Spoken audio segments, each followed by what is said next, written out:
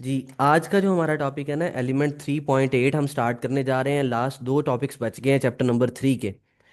Second last topic है हमारे पास permit to work system के हवाले से। ठीक है, बड़ा एक इंपॉर्टेंट टॉपिक है, फील्ड में इम्प्लीमेंट होता है। इसके हवाले से आपको बेसिक इन्फॉर्मेशन होनी चाहिए जो कि निबोश आपको अपने कंटेंट के जरिए ही दे रहा है। ठीक है, अब परमिट टू वर्क सिस्टम क्या होता है, इसको डिटेल में स्टडी करते हैं। सबसे पहले हम इसकी डेफिनेशन को देख लेते हैं। क्या होता है जी permit to work system? A formal documented safety procedure forming part of a safe system of work. यानी सबसे पहली चीज जो है वो इंपॉर्टेंट वो क्या है कि ये सेफ सिस्टम ऑफ वर्क का एक हिस्सा है। एक फॉर्मल डॉक्यूमेंट होता है, अथोराइजेशन डॉक्यूमेंट होता है, जो बेसिकली आपको अथोराइज कर रहा होता है कि आप जो है ना वो क्लाइंट की जगह पे काम कर सकते हैं। यानी ठीक है, या क्लाइंट खुद भी यानी काम करना चाहे अगर, तो वो परमिट इशू करता होता है कि आप वहां पे काम जो है वो परफॉर्म कर लें। परमिट का बेसिकली मकसद क्या होता है? सिंपल सी लॉजिक समझा रहा हूँ परमिट की। ठीक है, परमिट जो है वो करता क्या है कि जिस जगह पे आपने काम करना है, कोई भी मेंटेनेंस का काम है, कोई भी आपके रिप्लेसमेंट रिपेयरिंग का कोई काम है, तो वो जगह आपके काम करने के लिए सेफ बना रहा होता है।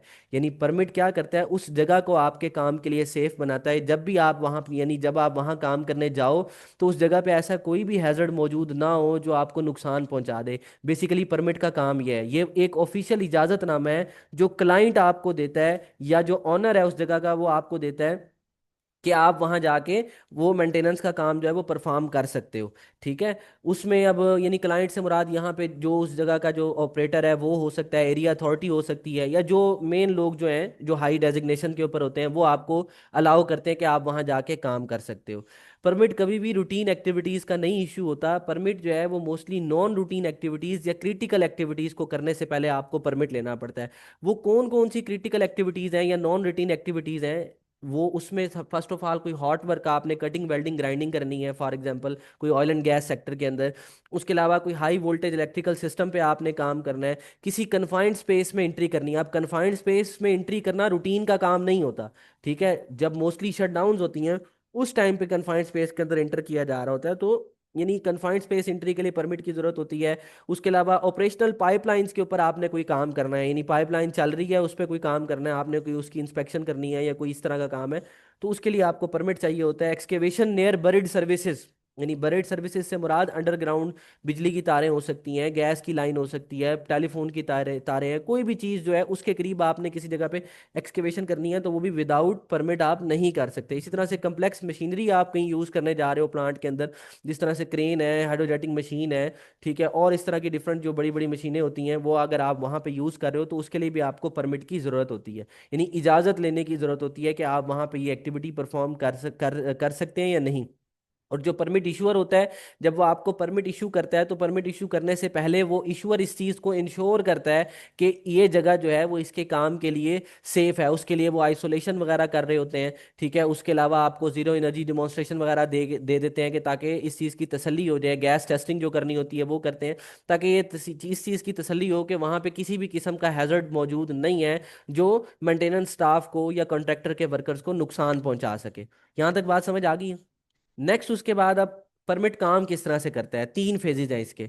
यानी फर्स्ट ऑफ ऑल आपने इशू करवाना होता है, फिर उसके बाद काम स्टार्ट होता है, और फिर परमिट जो है वो क्लोज या कैंसिल होता है। काम यानी इशू करवाने के लिए क्या तरीकेकार होता है कि जो भी परमिट रिसीवर होता है वो परमिट इशूअर के पास जाता है और उसको उससे जो है वो परमिट लेता है। यानी इशू कौन करता है? वही मैंने आपको बताया, जो जो हमारे पास एरिया अथॉरिटी है, टॉप मैनेजमेंट है, वो परमिट इशू करते हैं। उस पर क्या क्या डिटेल्स मेंशन होती हैं, उस पर काम की लोकेशन लिखी जाती होती है, काम है क्या, उसका डेट, उसकी उसका टाइम ड्यूरेशन कितने टाइम के लिए है वो, उसके अलावा वहाँ पे कंट्रोल मेजर्स क्या लगे हुए हैं, आइसोलेशन कहाँ कहाँ की गई है, और पीपीज क्या क्या रिक्वायर्ड है उस काम को परफॉर्म करने के लिए। जैसे कोई स्काबा चाहिए हमें, या जो है वो फुल बॉडी हार्नेस चाहिए हमें, फेस मास्क चाहिए, फेस शील्ड चाहिए, एप्रन चाहिए, जो भी यानी पीपीज चाहिए वो उस परमिट के ऊपर मेंशन होती हैं। इस तरह से जो है वो परमिट आपका जो है वो इशू होता है। रिसिप्ट में कहता है कि name and signature of the person receiving permit. फिर जो रिसिप्ट से मुराद यानी वो जो यानी फॉर्मल डॉक्यूमेंट होता है, वो रिसीव करने वाला जो है वो जाके उसको, यानी उसको मोस्टली परमिट रिसीवर होता है, वो जाके उस परमिट पे उसको रिसीव करता है। रिसीव करने का तरीका क्या है कि वो अपना नाम और अपना सिग्नेचर करता है। वो यानी अपनी टीम की तरफ से एक स्पेसिफिक बंदा होता है जो जाके परमिट को रिसीव कर रहा होता है, सारे बंदे नहीं जाते परमिट लेने।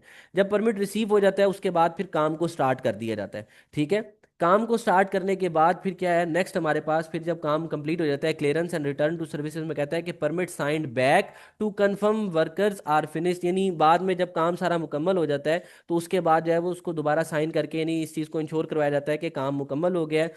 और कैंसलेशन में वो कहता है कि permit signed to accept area back under the normal operation, जब एक दफ़ा काम कंप्लीट हो जाता है उसके बाद परमिट को दोबारा से साइन किया जाता है, और ताकि परमिट जो है वो रूटीन एक्टिविटी के लिए दोबारा से, वो जो एरिया है वो रूटीन एक्टिविटी के लिए दोबारा से हम उसको स्टार्ट कर दें, यानी वहाँ पे अलाउ कर दें। ठीक है। नेक्स्ट उसके बाद अब एक्सटेंशन के बारे में वो कह रहा है कि अगर काम एक शिफ्ट में या एक स्पेसिफिक टाइम पीरियड में कंप्लीट नहीं होता तो फिर आप जो है वो उस परमिट को एक्सटेंड करवाते हैं। अब उसके डिफरेंट प्रोसीजर हैं, या तो न्यू डॉक्यूमेंट, यानी कुछ प्लांट्स में होता है कि न्यू डॉक्यूमेंट दोबारा से इशू होगा, या फिर उसी को वो रीवैलिडेट कर देते हैं। ठीक है। तो ये इस तरह से जो है वो परमिट काम करता है। तो ये आपका टॉपिक 3.8 था। ठीक है। हाँ, वो इशू करते हुए साइट को विजिट करता है, यानी जो परमिट रिसीवर है उसको चेक करवा देता है, उसको उसको डिमॉन्स्ट्रेट कर देता है कि यहाँ पे किसी भी किस्म की कोई एनर्जी, ट्रैप्ड एनर्जी, प्रेशर वगैरह, कोई स्पिलेज, केमिकल स्पिलेज, कोई भी इस तरह की चीज़ मौजूद नहीं है, ये एरिया आपके काम करने के लिए सेफ है। और वो जो JSA होता है, जॉब सेफ्टी एनालिसिस, वो बेसिकली कंट्रैक्टर की तरफ से होता है या परफॉर्मिंग पार्टी की तरफ से होता है। उसका पर्पस क्या होता है कि वो इस चीज़ को इंश्योर करते हैं कि उनके काम की वजह से कोई ऐसा हैजर्ड क्रिएट ना हो जो आसपास के वर्कर या आसपास के एरिया को नुकसान पहुंचाए। यानी परमिट जो है वो जगह को काम के लिए सेफ बनाता है, और JSA जो है वो काम से पैदा होने वाले हैजर्ड्स को से जगह को और बाकी लोगों को सेव करता है। ठीक है। नेक्स्ट उसके बाद अब 3.9 हमारा टॉपिक है emergency procedures and first add के वाले से। अब सबसे पहले कहता है कि एक क्वेश्चन उसने, यानी देखो मोस्टली यानी एक टेक्निक यूज की जाती है कि जब भी कोई न्यू टॉपिक स्टार्ट किया जाता है तो आप उससे रिलेटेड एक क्वेश्चन पूछते हो। ठीक है। ये लोगों की अटेंशन को ग्रैब करने का एक तरीका है स्टूडेंट्स की, कि what emergency could occur other than fire, यानी फायर के अलावा कौन कौन सी ऐसी इमरजेंसीज हो सकती हैं आपके मुताबिक, बताएं। पर्सन कैन फॉल हो सकता है, मटेरियल कैन फॉल हो सकता है, वेदर कंडीशन हो सकती हैं, शाबाश, टेम्परेचर एक्सट्रीम एक्सट्रीम हो सकता है बहुत ज़्यादा। ठीक है। तो ये कुछ और इमरजेंसीज हैं, यानी इसके अलावा अब यानी यहाँ पे उसने आगे जो है वो इसका आंसर भी दे दिया है। सबसे पहले वो कहता है कि why do we need them, यानी हमें इमरजेंसी प्रोसीजर्स की ज़रूरत क्यों पड़ती है, इमरजेंसी प्रोसीजर्स बनाए क्यों जाते हैं, उसकी जरूरत क्यों पेश आती है। तो वो कहता है because despite all the precaution you take things can still go wrong, यानी जितनी मर्जी एहतियाती तदाबीर आप इख्तियार कर लो फिर भी कुछ ना कुछ चांसेस हैं, प्रोबेबिलिटी है कि चीज़ें गलत हो सकती हैं, कहीं ना कहीं फेलियर आ सकता है। जैसे आपने रेजिडुअल रिस्क की डेफिनेशन पढ़ी थी कि रिस्क कभी भी जीरो नहीं हो सकता, किसी न किसी हद तक वहां पे मौजूद रहता है। तो वो कहता है कि तमाम की तमाम प्रिकॉशंस लेने के बावजूद भी ये प्रोबेबिलिटी है, ये चांसेस हैं कि वहां पे खतरा हो सकता है, चीज़ें गलत हो सकती हैं, हादसा हो सकता है। तो उसके लिए हमें प्रिपेयर होना पड़ता है। तो उस प्रिपरेशन को, उस प्रोसेस को हम क्या कह रहे होते हैं, इमरजेंसी, यानी उस पूरे के पूरे प्रोसीजर को जिसमें हम इमरजेंसी को टैकल करते हैं, उस प्रोसीजर को हम क्या कहते हैं, इमरजेंसी प्रोसीजर। अब इंसिडेंट कौन कौन से, जो पहले उसने क्वेश्चन पूछा था पिछली स्लाइड में, इस वाली ये जो उसने पूछा what emergencies could occur other than fire, इसका आंसर वो यहाँ पे उसने दे दिया नीचे। इसमें हमारे पास फायर है, बॉम्ब थ्रेट है, spillage of chemical, hazardous chemical है हमारे पास, रिलीज ऑफ टॉक्सिक गैस है, सवेयर वेदर कंडीशन हो सकते हैं, मल्टीपल कैजुअलिटी एक्सीडेंट, यानी ऐसा हादसा जिसमें एक से ज्यादा लोगों को नुकसान पहुंचे, या फिर कोई टेररिस्ट या फिर सिक्योरिटी थ्रेट वगैरह या सिक्योरिटी इंसिडेंट भी हो सकता है। ये कुछ इमरजेंसीज हैं जो फायर के अलावा उसने हमें यहाँ पे मेंशन कर दी हैं। नेक्स्ट, अब इमरजेंसी प्रोसीजर्स अरेंजमेंट्स हमारी, यानी जब हमने अरेंजमेंट्स करनी होती है तो उसके लिए हमें क्या क्या चीज़ें अरेंज करनी पड़ेंगी। तो सबसे पहले यानी अरेंजमेंट करने से पहले हमें इस चीज़ का पता हो कि फोर्सिएबल इमरजेंसी क्या हो सकती है, यानी क्या मुतवक्के इमरजेंसी हो सकती है। फायर हो सकती है, ठीक है, और गैस लीकेज हो सकती है, केमिकल स्पिलेज हो सकती है, पर्सनल इंजरी हो सकती है। तो जो भी मुतवक्के हैजर्ड्स हैं हमें या इमरजेंसीज हैं उनका हमें पता होना चाहिए, फिर ही हम उनके मुताबिक अरेंजमेंट्स कर सकेंगे। फिर सेकंड, वहाँ पे प्रोसीजर बनाए जाएं अलार्म को रेज करने के, यानी वहाँ पे अगर कोई हादसा होता है, कोई फायर होती है, तो वहाँ पे प्रोसीजर पहले से ही मौजूद हो कि आपने किस तरह से लोगों को इन्फॉर्म करना है। लेकिन हर छोटी मोटी इमरजेंसी, हल्की फुल्की सी आग, अगर फायर एक्सटिंग्विशर से आप उसको टैकल कर सकते हो तो उसके लिए अलार्म नहीं बजाया जाता। ठीक है। लेकिन अगर कोई बड़े लेवल पे हादसा होता है तो उसके लिए वहाँ पहले से प्रोसीजर बने हुए हो, अलार्म वगैरह बनाने के तरीके वहाँ पे यानी अलार्म मौजूद हो, वहाँ पे लगे हुए हो, आपको आपके पास प्रोसीजर हो कि आपने जिनको फॉलो करके वहाँ पे अलार्म को रेज करना है। वहाँ पे प्रोसीजर पहले बने हो कि इन केस ऑफ इमरजेंसी क्या करना है, काम को हमने स्टॉप करना है। उसके बाद हमने जो है वो अपनी जो भी इलेक्ट्रिकल अप्लायंसेज है उनको बंद करना है, अपने इक्विपमेंट्स को मैनेज करना है। उसके बाद विंड डायरेक्शन को देखते हुए नियरेस्ट और सेफेस्ट मस्टर्ड पॉइंट की तरफ मूव करना है, और वहां जाके हमने हेड काउंट करना है। तो ये प्रोसीजर पहले से प्री डिफाइंड होने चाहिए। फिर इमरजेंसी इक्विपमेंट हो वहाँ पे, जैसे फायर फाइटिंग टीम है, फायर फाइटिंग हमारे पास इक्विपमेंट होते हैं, होज रील्स हैं, होज पाइप्स हैं, एक्सटिंग्विशर्स हैं। उसके अलावा और भी जिस जिस चीज़ की हमें रिक्वायरमेंट है वो वहाँ मौजूद होने चाहिए। रिस्पॉन्सिबल स्टाफ हमारे पास हो जो इमरजेंसी की सूरत में वहाँ आके रिस्पॉन्ड करे, यानी फायर फाइटिंग हो सकती है टीम, या इमरजेंसी फर्स्ट एडर हमारे पास है, वो तमाम के तमाम लोग जो है वो हमारे पास मौजूद होने चाहिए। फिर जाहिर सी बात है, जब कोई हादसा होगा तो मीडिया वहां पे आ जाएगी, उसको टैकल करने के लिए हमारे पास एक बंदा हो जो मीडिया को जो है वो कम्युनिकेट कर सके। ठीक है, ताकि बहुत ज़्यादा स्ट्राइक्स ना हो, लोग हंगामा ना करें, उस आपके खिलाफ कोई एहतजाज ना हो सके। ठीक है, और इमरजेंसी कॉन्टैक्ट सर्विसेज, यानी अगर कोई हादसा हो जाता है और वो बड़े लेवल की इमरजेंसी हो जाती है जिसको आप अकेले मैनेज नहीं कर सकते, तो आपने एक्सटर्नल अगर किसी को इन्फॉर्म करना है या उससे हेल्प लेनी है, तो उस सूरत में जो है वो उनको कांटेक्ट किया जाता है। एक्सटर्नल जो सर्विसेज हैं यानी इमरजेंसी सर्विसेज, जिस तरह fire fighting teams, fire brigade होगी। ठीक है, ये सारे। नेक्स्ट, अब उसके बाद इसमें वो बता रहा है इमरजेंसी प्रोसीजर अरेंजमेंट्स में ऑर्गेनाइजेशन ने क्या क्या अरेंज करनी है। तीन चीज़ें, यानी सबसे पहले कम्युनिकेशन इक्विपमेंट होने चाहिए, उसके लिए कॉन्टैक्ट डिटेल्स हों, और रिस्पॉन्सिबल इंडिविजुअल्स। यानी अब इमरजेंसी कम्युनिकेशन इक्विपमेंट्स में वो क्या कह रहा है, लैंडलाइन हो सकती है, मोबाइल फ़ोन हो सकता है। ठीक है, यानी मैनुअल फोन बूथ लगे हुए होते हैं, टेलीफोन जो जो इंस्टॉल हुए होते हैं प्लांट पे। हाँ, उनको यूज करके आप जो है वो इन्फॉर्म कर सकते हो। कॉन्टैक्ट डिटेल्स में यानी नेशनल और लोकल नंबर्स वगैरह हों, अगर कोई वॉकी टॉकी यूज हो रहा है तो उसका वो रेडियो फ्रीक्वेंसी चैनल होना चाहिए ताकि हम इन्फॉर्म कर सकें। और रिस्पॉन्सिबल इंडिविजुअल में यानी वो बंदा जो इन्फॉर्म कर रहा है बेसिकली उसके पास क्या हो, एक नेसेसरी इन्फॉर्मेशन होनी चाहिए जिसको वो आगे कम्युनिकेट करे।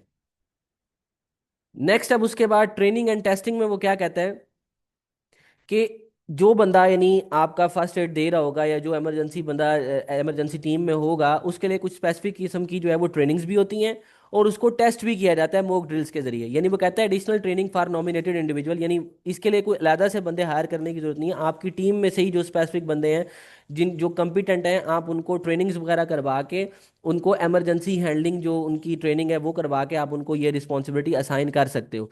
ठीक है, और उसकी प्रैक्टिस करने के लिए क्या है कि मॉक ड्रिल्स वगैरह करवाई जा सकती हैं, एक्सरसाइजेज वगैरह करवाई जा सकती हैं, ताकि वो अपनी स्किल्स को एक्सरसाइज भी करें और टेस्ट भी कर सकें। नेक्स्ट, अब फर्स्ट एड आ गया हमारे पास। फर्स्ट एड में वो कहता है कि तीन चीज़ों की रिक्वायरमेंट होती है फर्स्ट एड के वाले से। सबसे पहले फर्स्ट एड की फैसिलिटी, जगह होनी चाहिए, फर्स्ट एड के लिए इक्विपमेंट होना चाहिए, और फर्स्ट एड देने वाला बंदा होना चाहिए। इसको आप पेफ के साथ याद रख सकते हो, PEF, पी से पर्सनल, ई से इक्विपमेंट, एफ से फैसिलिटी। अब फैसिलिटी की अगर हम बात करें तो वो जगह, वो स्पेसिफिक लोकेशन जो हमने सिर्फ एलोकेट करनी है किसके लिए, फर्स्ट एड के लिए। इक्विपमेंट की अगर हम बात करें तो जो भी सूटेबल इक्विपमेंट हमें चाहिए, फर्स्ट एड किट है, रिससिटेशन के लिए इक्विपमेंट्स होते हैं, वो आपके पास वहाँ मौजूद होने चाहिए। और पर्सनल से मुराद ट्रेंड स्टाफ हो, ट्रेंड पर्सन हो, ट्रेंड फर्स्ट एडर हो जो मामले को टैकल करे। ठीक है, तो ये तीन चीज़ें इसमें आ गई। ये देखो पिक्चर में, अब वो CPR जो है वो दिखा रहा है हमें, एक बंदा जो है वो CPR दे रहा है। देने का तरीका क्या होता है कि बंदे को हमने एक स्टेबल पोजीशन पे लिटा लेना है। उसके बाद अपनी दोनों हाथों की फिंगर्स को ओवरलैप करके चेस्ट के सेंटर में आपने जो है वो इसको पुश करना है। तकरीबन 1 मिनट में 100 दफ़ा जो है वो इसको करते हैं हम। और हर 20 से 21 दफ़ा के बाद जो है वो हम एक किस ऑफ लाइफ देते हैं। यानी किस ऑफ लाइफ से मुराद ये है कि माउथ टू माउथ रिससिटेशन, उसको सांस देते हैं मुंह के जरिए से ताकि उसके फेफड़ों में हवा, और फिर उसके बाद उसकी जो हार्ट बीट को दोबारा रिवाइव किया जा सके। नेक्स्ट, अब फैसिलिटी की डिटेल दे रहा है। फैसिलिटी में क्या क्या खसूसियत होनी चाहिए कि सेंटरली लोकेटेड हो ताकि हर बंदा आसानी से वहां पहुंच सके, क्लीन होनी चाहिए, वेंटिलेटेड होनी चाहिए, हीटेड होनी चाहिए, और वहां प्रॉपर लाइटिंग सिस्टम हो, हैंड वॉश फैसिलिटी हो, चेयर हो, क्लिनिकल वेस्ट बिन्स, ये सारी की सारी चीज़ें वहां मौजूद होनी चाहिए। इक्विपमेंट्स की अगर मैं बात करूं तो इक्विपमेंट में सिर्फ फर्स्ट एड किट नहीं आती, बल्कि आई वॉश स्टेशन, इमरजेंसी शावर्स तक है, ताकि अगर आपके ऊपर कोई केमिकल स्पिलेज हो जाती है तो आप अपनी बॉडी को साफ कर सको। ब्लैंकेट्स होती हैं अगर आपको सर्दी लग रही है। स्प्लिंट्स, स्प्लिंट कहते हैं बोन जब फ्रैक्चर होती है ना, तो उस बोन फ्रैक्चर होने के नतीजे में उसको सपोर्ट देने के लिए जो आर्टिफिशियल सपोर्ट उन्होंने बनाई होती है, ये देखें। ठीक है, इनकी मदद से जो है वो आप उसको सपोर्ट दे रहे होते हो बोन को। क्लियर है। नेक्स्ट, उसके बाद अब रिसेसिटेशन इक्विपमेंट्स, वही CPR देने के लिए जो भी इक्विपमेंट चाहिए वो वहाँ पे मौजूद हो। स्ट्रेचर्स होनी चाहिए शिफ्ट करने के लिए, व्हील चेयर हो, अदर इक्विपमेंट जो रिक्वायरमेंट के मुताबिक जिस जिस चीज़ की ज़रूरत है वो वहाँ पे मौजूद होनी चाहिए। नेक्स्ट, अब फर्स्ट एड जो भी होता है, जो बंदा फर्स्ट एड देता है उसकी प्रायोरिटी क्या होती है, तो उसने 3P के प्रिंसिपल को फॉलो करना होता है। यानी 3P का प्रिंसिपल क्या है कि preserve the life, prevent deterioration and promote recovery. Preserve life से मुराद सबसे पहले जिंदगी को बचाए। जैसे एक बंदा, उसकी सांस रुकी हुई है, तो फौरी तौर पे उसकी सांस को आपने बहाल करना है। फिर प्रिवेंट डिटीरियोरेशन, किसी यानी मजीद खराब होने से रोको। कोई जैसे जख्म है उसको कवर कर दो, ब्लीडिंग को स्टॉप करो, ताकि जो है ना वो जख्म में इन्फेक्शन ना हो जाए या मामला जो है वो और ज़्यादा खराबी की तरफ ना जाए। और प्रमोट रिकवरी से मुराद क्या होता है कि उसकी रिकवरी को आपने क्या करना है, प्रमोट करना है। यानी अगर उसको उसके गिर्द लोगों का हजूम इकट्ठा हो गया है, आप लोगों को साइड पे करो, उसको प्रॉपर जो है वो सांस लेने में मुश्किल हो रही है, तो वहाँ पे आपको जो भी रिसोर्सेज अवेलेबल हैं वो आपने उसको प्रोवाइड करने हैं ताकि वो रिकवर हो सके। ठीक है। और उसके लिए फिर अगर आप फर्दर यानी ट्रीटमेंट की उसको ज़रूरत है, तो उसके लिए आप मेडिकल टीम को, एम्बुलेंस को कॉल करो ताकि वो आए और उस बंदे को हॉस्पिटल लेके जाएं। ठीक है। नेक्स्ट, अब उसके लिए एक ग्रुप एक्सरसाइज आ गई है कि discuss the issues that you would need to consider to decide the level of first aid cover in your work place. यानी वो कहता है कि उन इश्यूज को डिस्कस करें जिनको देखते हुए, जिनको मद्देनजर रखते हुए आप इस चीज़ का फैसला लोगे कि आपने अपनी वर्क प्लेस के ऊपर किस लेवल की फर्स्ट एड कवरेज देनी है।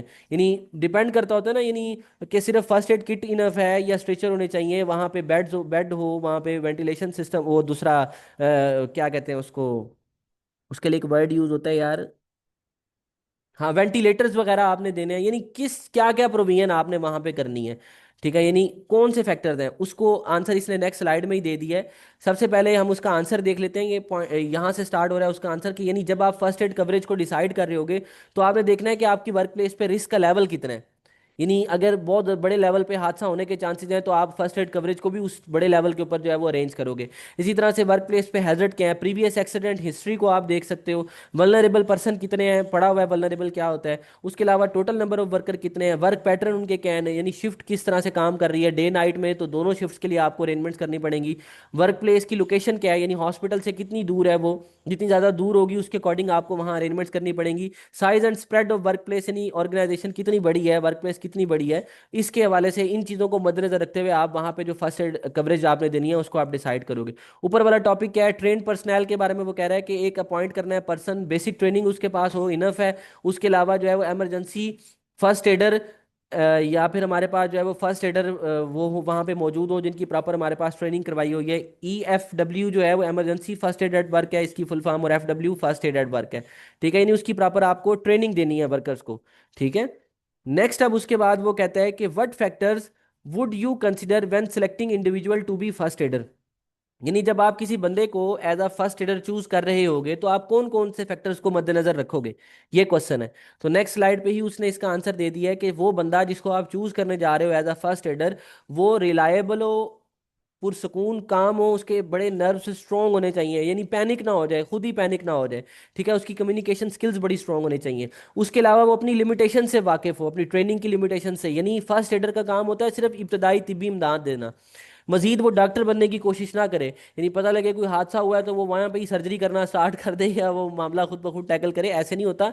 जो उसकी स्पेसिफिक ट्रेनिंग्स हैं वो उसको देखते हुए जो उसको काम सिखाया गया है उसने बस वही करना है, अपनी लिमिटेशंस में रह के काम करना है। फिर न्यू नॉलेज को अब्जॉर्व करने की एबिलिटी हो, यानी कंपिटेंट इतना हो कि अगर उसकी आप ट्रेनिंग करवा रहे हो तो वो चीज़ों को सीखे। ठीक है। उसके बाद cope with successful stressful situation, यानी जो भी जारी सी बात है जब कोई इमरजेंसी होती है तो वो एक स्ट्रेसफुल सिचुएशन होती है, हर तरफ लोग चीख रहे होते हैं, टेंशन होती है, भागम भाग लगी भी होती है, खून देख के वो परेशान ना हो जाए। इस तरह की चीज़ें जो है वो आपने देखनी है कि ऐसा बंदा चूज करना है जो कि इंतहाई स्ट्रॉन्ग नर्व्स का मालिक होना चाहिए, जो इस इन चीज़ों को देख के खुद पैनिक ना हो जाए। फिजिकली फिट हो, ताकि अगर किसी बंदे को आपने स्ट्रेचर पे उठा के डालना पड़ रहा है या व्हील चेयर पे बिठाना पड़ रहा है तो उसको उठा सके वो। फिर consideration of the need for the first adder considering genders, ethnicity and religious conviction. यानी वो कहते हैं कि अब सम कंट्रीज में या सम प्लांट्स में ये चीज़ देखी जाती होती है कि रिलीजियस कन्विक्शंस का ना बड़ा ख्याल किया जाता है। जैसे अब कोई फीमेल औरत है तो उसके लिए फिर फर्स्ट एडर भी फीमेल होनी चाहिए। या फिर जैसे अब रिलीजियस की अगर हम बात करें तो कई लोग जो हैं वो रिलीजन के ऊपर बड़ा फोकस कर रहे होते हैं। तो इसलिए यानी जिस लेवल के लोग वहाँ काम कर रहे हैं या जिस रिलीजन से ताल्लुक रखने वाले लोग वहाँ काम कर रहे हैं उसी के मुताबिक वहाँ फास्ट एडर भी हों, ताकि इन केस ऑफ इमरजेंसी ये नया रोला ना डल जाए, यानी नया इशू ना क्रिएट हो जाए, यार ये फीमेल है इसको अब कौन रेस्क्यू करेगा या फर्स्ट एड देगा, या ये मुस्लिम है इसको कौन देगा, नॉन मुस्लिम। तो ये सारी की सारी चीज़ें आपने टैकल करनी होती हैं। और लास्ट पे क्या है, must be able to be release from normal duties to attend an incident. यानी उसके जिम्मे कोई मेजर जिम्मेदारी ना हो, ताकि ये ना हो कि अगर कोई हादसा होता है तो वो उसको ही ना छोड़ सके, बल्कि वो फौरी तौर पे अपनी जो जॉब है उसको स्किप करे और आके यहाँ पे जो है वो सिचुएशन को टैकल करे। ठीक है। तो ये बेसिकली वो सारे के सारे फैक्टर्स हैं जिनको मद्देनजर रखते हुए आपने एक फर्स्ट एडर को सेलेक्ट करना है। ठीक है। ये चैप्टर आपका यहाँ पे कंप्लीट हो गया है। चैप्टर नंबर 3, एलिमेंट 3.9 मैंने आपको पढ़ाया। जो लास्ट इसका एलिमेंट था वो हमारे पास था जी, emergency procedures and first aid. यहाँ पे चैप्टर नंबर 3 कंप्लीट हुआ है। कल इंशाल्लाह जो है वो हम चैप्टर नंबर 4 को स्टार्ट कर देंगे। ओके।